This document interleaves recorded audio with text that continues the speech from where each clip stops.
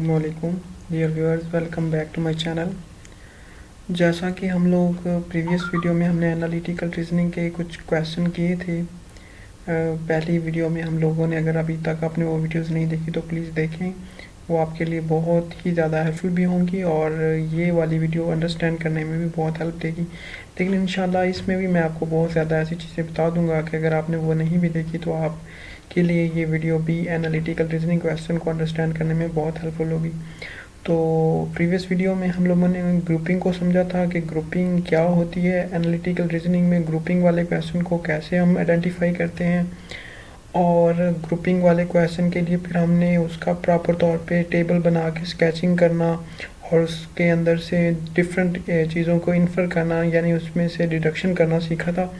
तो आज मैं आप लोगों के लिए एक एग्जांपल सॉल्व किया है ताकि उसी कंसेप्ट को बहुत ही और ज़्यादा अच्छे अंदाज से समझा जाए। अगर आपको पेपर में क्वेश्चन आए तो आप इसको आसानी से कर लें। तो बहुत ही सिंपल और आसान एग्जांपल है, आप इंशाल्लाह देखेंगे, इसमें आपके लिए बहुत ही ज़्यादा हेल्पफुल होगा। इस जो मेन पेज हमारे सामने खुला हुआ है इसमें क्वेश्चन है, नेक्स्ट पेजेस जो आएंगे उसमें इंशाल्लाह वो स्टेप बाय स्टेप मैं आपको सारी चीज़ें बताऊँगा। तो प्लीज़ पूरी वीडियो देखिएगा, इंशाल्लाह आपके लिए बहुत ही हेल्पफुल होगी। चलिए स्टार्ट करते हैं। सबसे पहले तो ये है कि a company organizing on-site day care consults with a group of parents composed exclusively of volunteers from the among the 7 employees। तो एक कंपनी है जो कि on site day care consults वो करती है कि एक ग्रुप ऑफ पेरेंट्स से कि वो 7 एम्प्लॉयज़ थे, मतलब अमंग में से उनके वॉलंटियर्स, मतलब उनको वो ये कंसल्ट करती है। उनमें उनके जो नेम उसने दिए हुए हैं वो है जी, पहले नंबर पे फेलिशिया है, दूसरे नंबर पे लिया है, तीसरे नंबर पे मासाटोमो है, चौथे नंबर पे रॉकली है, फिर सलमान है, फिर टेरी है और फिर वीना है। यानी 7 बंदे हैं। अब आपने क्या करना है, आपने पूरा नाम याद रखने की ज़रूरत नहीं है। हमने क्या किया, हमने ये ग्रुप ऑफ जो पेरेंट थे हमने इनको इधर इसी तरतीब के साथ वर्टिकली लिख लिया। ओके, आगे कहता है who have become parent this year. तो इन पेरेंट्स बने हैं। The composition of the volunteer group must be consist of with the following.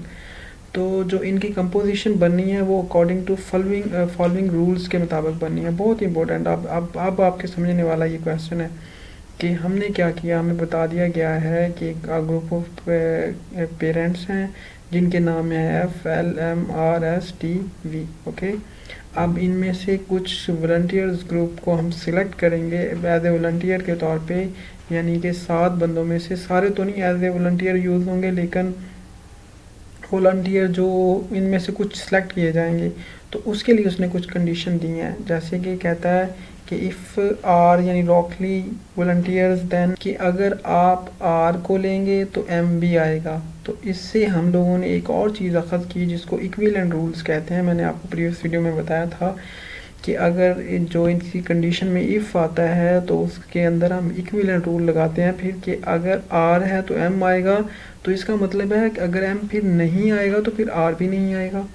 Okay, ये हमारा 1 का हमने एक रूल बना लिया। अब दूसरे में कहता है if Masatomo volunteers then so does Terry, कि अगर एम आएगा तो टी भी आएगा। ओके, तो हमने इससे एक और इक्विवेलेंट रूल निकाल लिया कि अगर टी नहीं आएगा तो फिर एम भी नहीं आएगा। इसी तरह कहता है अगर if Salman does not volunteer then Veena volunteers, लेकिन इसमें ये बता दिया उसने कि अगर एस नहीं है तो वी होगा। तो इससे हमने एक और चीज़ निकाल ली कि वी नहीं है तो फिर एस होगा।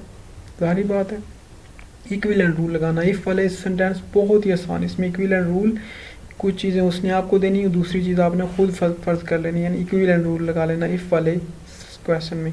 और ये ग्रुपिंग का कैसे क्वेश्चन आपने पहचाना, क्योंकि हम लोगों ने देखा था जो ऑर्डरिंग के क्वेश्चन होते हैं उसमें हमें कोई ना कोई चीज़ अरेंजमेंट करने दी जाती है। इसमें ऐसा नहीं है, इसमें बल्कि उसने हमें एक ग्रुपिंग के लिए बताया कि इनमें से कौन से हैं जो आपने सेलेक्ट करने हैं, तो उनको आपस में ग्रुप्स बनाने हैं। तो इससे हमें पता चल गया कि ये ग्रुपिंग का क्वेश्चन है, इसमें कोई अरेंजमेंट नहीं है, इसमें कोई सीक्वेंस नहीं है, बल्कि आपने मतलब इन आउट का मतलब जो है वो एक सिनेरियो बना हुआ है कि अगर एक आएगा तो दूसरा आएगा या एक आएगा तो दूसरा नहीं आएगा, यानी एक ग्रुपिंग यानी टेबल स्ट्रक्चर है। तो इसलिए हमें पता चल गया था ये जो है ग्रुपिंग का क्वेश्चन है।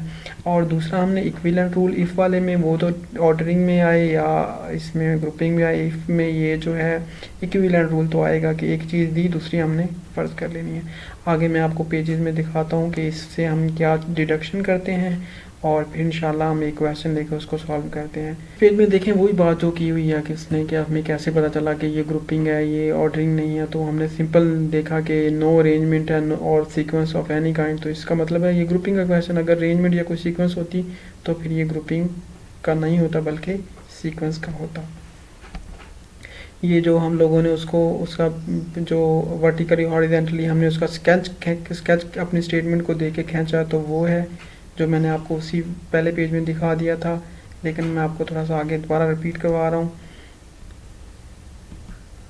ये हम लोगों ने जो इक्विवेलेंट रूल लगाया ताकि हमें जो मतलब उसकी कंडीशंस को देके, तो वो वाला स्केच मैं आपको दोबारा फिर रिवाइज करवा रहा हूँ कि अगर आर है तो एम में, अगर इसका मतलब है एम नहीं तो फिर आर भी नहीं। इसी तरह यानी 5 रूल्स। तो इसमें कुछ चीज़ें हैं जो हम लोग डिडक्शन भी करेंगे, वो आगे की हुई हैं, लेकिन मैं आपको यहाँ पे ही बता दूँगा कि आपने क्या करना है।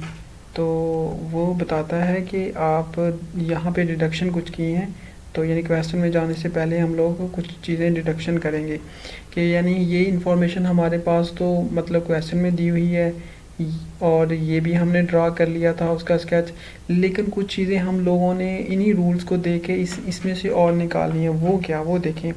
वो कहता है जो रूल नंबर 3 है ना, रूल नंबर 3 ये था कि अगर एस नहीं है तो वी है, अगर इसके इससे हमने ये निकाला था वी नहीं तो एस नहीं। इससे एक और बात कहता है ये निकलती है कि जो at least one of S और वीना मस्ट बी वॉलंटियर, कि इन दोनों में से एक तो पक्की बात ज़रूर होगा, क्योंकि उन दोनों में ये कंडीशन तीसरे में दी हुई है कि एक नहीं तो दूसरा होगा, ये तो पक्की बात है। तो इससे हमने ये चीज़ निकाल ली कि ये एक चीज़ लिख ली इनमें कि अगर एस या वी इनमें से एक बंदा तो वॉलंटियर बनेगा ही बनेगा, या तो सलमान बनेगा या वीना बनेगी। इसी तरह रूल नंबर जो 4 है वो भी हमें यही बताता है कि अगर आर नहीं तो फिर एल होगा, अगर एल नहीं तो फिर आर होगा। तो ये भी हमने लिख लिया, एल और आर दोनों में से एक बंदा वॉलंटियर ज़रूर होगा। तो ये एक चीज़ थी जो हम लोगों ने इसमें से डिड्यूस किया। तो मैंने आपको डिडक्शन के बारे में बताया था पहली वीडियो में कि कुछ चीज़ें हम डिडक्शन भी करेंगे, क्योंकि जो डिडक्शन है वो बहुत ही अहम है इसमें जो एनालिटिकल रीजनिंग के क्वेश्चन को सॉल्व करने में।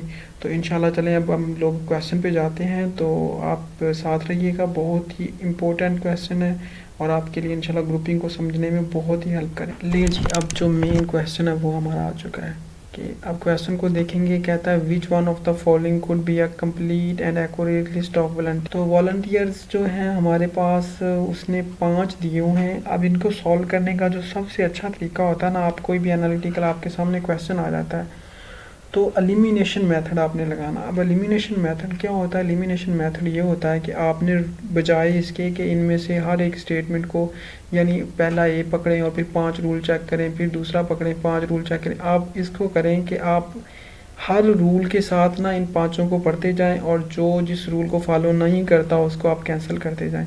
ये सबसे आसान तरीका होता है। मैं आपको मिसाल देता हूँ।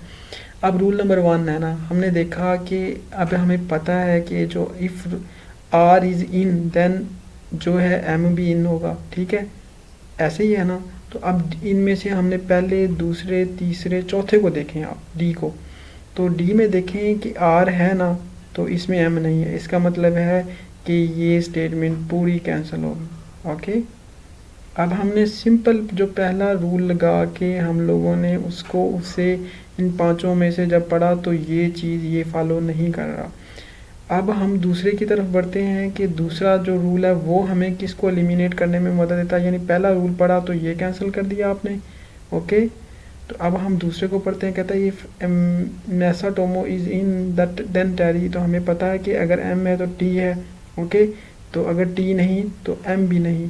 तो इससे उसने क्या किया, कहता अगर आप देखें बी तो इसमें मेसाटोमो तो है तो लेकिन टेरी नहीं है, तो ये भी कैंसिल हो गया, यानी बी और डी एलिमिनेट हो गई। अब हमारे सिर्फ 3 बच गए। देखिए रूल्स ही हमारी कितनी हेल्प कर रहे हैं आंसर फाइंड करने में। कहता है if Salman is out the Veena is in. अब ये तो हमें पक्का पता है इन दोनों में से एक आएगा। तो आप देखें कि अगर सलमान आउट है तो वीना इन है। अब हमें जो है इसको देखने के लिए कि ये करेक्ट है या नहीं है, अब हम इसको जो इफ़ सलमान इज़ इन तो वीना इज़ आउट, तो सलमान इन है, वीना इज़ आउट है। तो ये तो रूल मतलब अभी तक हमें कोई चॉइस करने में मदद नहीं कर रहा कि कोई आउट हो। तो अब इस ये वाला जो रूल है ना, ये देखें सलमान इन है तो वीना आउट है, तो ये हमारी हेल्प कर रहा है कि ये वाला जो ई है हमारा ये नहीं हो सकता, क्योंकि सलमान और जो वीना है वो एक में नहीं आ सकते। थर्ड रूल ने हमें इसको डिलीट करने में मदद दी। रूल नंबर 4 को देखें तो हम आसानी के साथ जो फर्स्ट स्टेटमेंट को कैंसिल कर सकते हैं। कैसे? हमें पता है आर और जो हमारा एल है इनमें से हमें पता है एक तो ज़रूर आएगा ही। ये जैसे हमने 2 निकाले थे कि यानी एस और वी में से एक आना ज़रूरी है और एल और आर में से एक आना ज़रूरी है। अब आर नहीं आया, वो खुद 4 रूल में बता रहा, तो एल आएगा ही ज़रूर, पक्की बात है। तो इसमें एल नहीं है तो इसको हमने क्रॉस कर दिया। अब हमारे पास सिर्फ एक ही बचा है सी, तो वो हमारा आंसर है, क्योंकि ये किसी भी रूल को ख़त्म नहीं कर रहा। तो हमने आसानी से इन रूल्स को लेके इनको बार बार एलिमिनेट करते रहे और तकरीबन कोई 2 मिनट में सिंपल अगर हमारे पास ये स्केच है और हमने इनका अच्छी तरह इनमें से कुछ चीज़ें डिड्यूस कर ली हैं, जैसे ये हमने 2 कंडीशन डिड्यूस की थी यानी डिडक्शन की थी, इनको देखते हुए तो हमने क्वेश्चन को आसानी से सॉल्व कर लिया by using the elimination method. इंशाल्लाह नेक्स्ट में भी ग्रुपिंग का एक एग्जांपल मैं आपको कराऊंगा। तो आई होप कि ये वीडियो आपको अच्छी लगी होगी। अगर कोई आपका क्वेश्चन है तो प्लीज़ कमेंट सेक्शन में बताएं ताकि वो इंशाल्लाह सॉल्व करें। तो वीडियो देखने का शुक्रिया। Thank you so much. फी मान अल्लाह हाफिज़।